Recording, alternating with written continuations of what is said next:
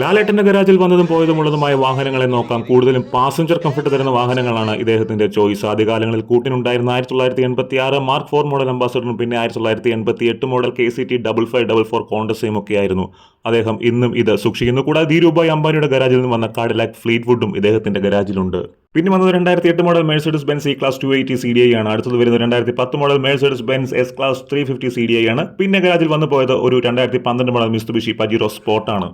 ഇദ്ദേഹത്തിന് ഒന്നിൽ കൂടുതൽ ഇന്നോവകളുമുണ്ട്. രാവണപ്രഭു സിനിമയിൽ കണ്ട ടൊയോട്ട പ്രാഡോ ഇദ്ദേഹത്തിന്റെ ആയിരുന്നു എന്നും പറയപ്പെടുന്നു. എന്തായാലും ഇപ്പോൾ ഒരു 2016 മോഡൽ ലാൻഡ് ക്രൂസർ 200 സീരീസ് ഉണ്ട്. വണ്ടി ആനണിച്ചേട്ടന്റെ പേരിലാണെങ്കിലും നമ്പർ മറക്കണ്ട 2255. ഒരു കാലത്ത് 2014 മോഡൽ മെഴ്സിഡസ് ബെൻസ് GL 350 ഇദ്ദേഹത്തിന് ഉണ്ടായിരുന്നു.